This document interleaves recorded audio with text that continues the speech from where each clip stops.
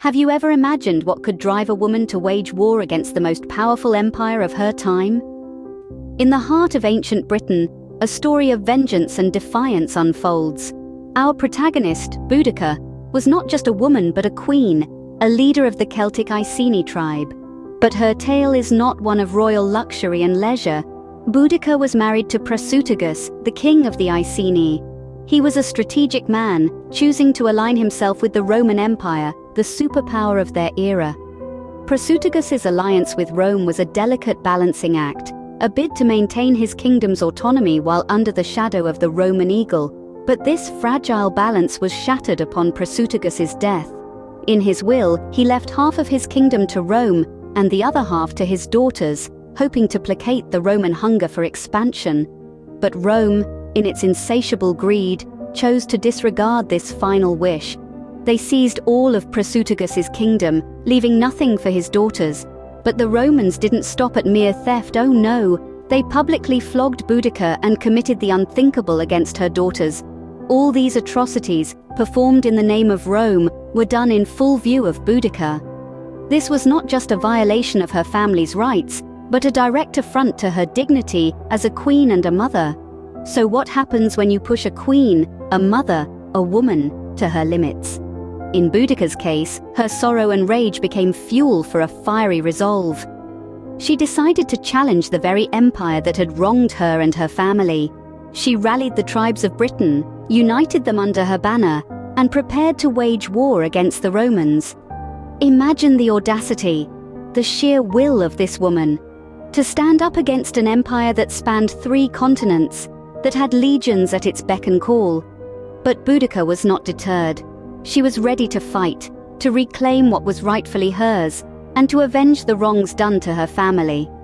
Thus, a flame of vengeance was lit in Boudica's heart, and she prepared herself to take on the mighty Roman Empire. From the ashes of her humiliation, Boudica rose as a beacon of rebellion. This Celtic queen, seething with a thirst for vengeance, called upon the British tribes to rally behind her. It was a call to arms that echoed across the rolling hills and deep valleys of the British Isles, reaching the ears of those who, like her, had suffered at the hands of the Roman Empire. Boudica was, first and foremost, a member of the Iceni tribe, but her battle cry resonated far beyond the borders of her homeland. It reached the Trinovantes, the Catuvelauni, and the Dobuni. It found its way to the hearts of the Brigantes and the Deciangli. This was not a mere call for support, but a rallying cry that promised freedom from the iron grip of Rome. Her charisma was undeniable, her determination unshakable. Boudica was a beacon of hope in a time of despair, and the tribes responded to her call with fervor.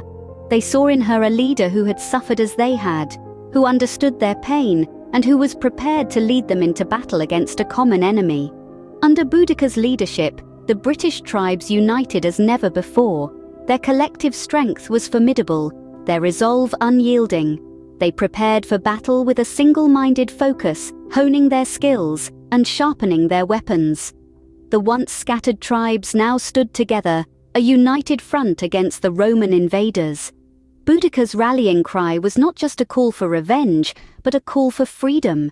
It was a call to reclaim their lands, their rights, their dignity. It was a call that echoed through the ages, a testament to Boudica's indomitable spirit and her unyielding resolve. Rome had awakened a sleeping giant, and Boudica stood ready to deliver her wrath. This Celtic queen, once humiliated and scorned, was now a symbol of defiance and resilience. She was a beacon of hope for her people, a leader ready to take on an empire. Boudica had risen, and she was ready for battle. With her army at her back, Boudica's wrath fell upon the Roman cities. The first to feel the heat of her vengeance was Camulodunum, known today as Colchester. The city, once a proud Roman colony, was left in ruins. The Temple of Claudius, a symbol of Roman dominance, was razed to the ground, its marble columns reduced to rubble. Boudica's forces, fueled by anger and the desire for retribution, showed no mercy. Next on her path of destruction was Londinium, the heart of Roman Britain. The city was a bustling hub of commerce and culture, but that didn't deter Boudica. Despite the city's fortifications, Londinium was ill-prepared for the onslaught that followed. The city was decimated, its streets filled with smoke and the cries of the fallen. The River Thames, once a lively artery of trade, ran red with the blood of its denizens. The third and final city to face Boudica's wrath was Verulamium, modern-day St. Albans. A major centre for the native Catavaluni tribe, it had fallen under Roman rule and become a thriving city. Yet it too was not spared. Boudica's forces descended upon the city, its buildings razed and inhabitants slaughtered. These attacks were not random acts of violence, they were strategic, calculated moves, each city chosen for its symbolic and strategic value. With each city she razed, Boudica was not just seeking vengeance, but also striking at the heart of Roman power in Britain. The brutality of these sackings was a clear testament to Boudica's thirst for vengeance. Yet it was not just about revenge. It was a statement, a clear message to Rome that the people of Britain would not bow down to oppression. Boudica's rampage left a path of destruction in its wake, but the final battle was still to come. In the face of Boudica's onslaught, Rome responded with the tactical genius of Suetonius. The Roman general, Gaius Suetonius Paulinus, was a seasoned veteran. His experience carved from countless battles across the empire, and he was not about to be outdone by a rebellion on the fringe of Rome's dominion. Suetonius was drastically outnumbered, with Boudica's forces believed to be in the hundreds of thousands, while he had at his command just 10,000 men. But it was not the size of the army in the fight, but the fight in the army that mattered, and Suetonius's men were hardened Roman soldiers, disciplined and ruthless. The general understood the significance of terrain in warfare. He chose his battleground carefully, positioning his forces in a narrow defile with a forest at their back, making it impossible for Boudica's forces to outflank them. The only approach was a direct frontal assault, playing straight into the hands of the Roman legion's superior discipline and weaponry. As Boudica's forces charged, the Romans held their ground, their discipline ironclad.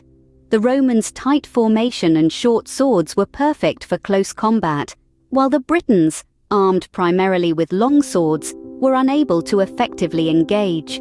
The Romans advanced in a wedge formation, cutting through the Britons like a hot knife through butter. The battle was a massacre. The Britons, unable to retreat due to their own wagons blocking the way, were slaughtered. It's said that not a single Roman soldier fell that day, while the Britons lost around 80,000 warriors. It was a crushing defeat and a brutal demonstration of Rome's military might. The rebellion was effectively crushed. Boudica, the fiery Celtic queen, who had led one of the most significant revolts against Rome, was defeated. Her dream of liberation for her people was shattered, her cities in ruins, and her army decimated. Despite her ferocity and determination, Boudica was defeated, marking the end of her rebellion. The battle with Suetonius was the final act in the dramatic saga of Boudica, the Celtic queen who dared to challenge the might of Rome.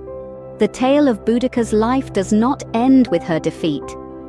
The final chapter of her story is shrouded in mystery, much like the misty landscapes of her homeland. It is a tale that continues to inspire. Long after her last battle cry echoed across the fields of ancient Britain, Boudica's death is a riddle wrapped in an enigma. Some say she fell in battle, a warrior queen to the end. Others whisper of a poison she consumed, preferring to meet death on her own terms rather than face humiliation at the hands of her enemies. Her final resting place remains unknown, a secret kept by the rolling hills and silent forests of her kingdom. Yet Boudica's spirit refused to be buried.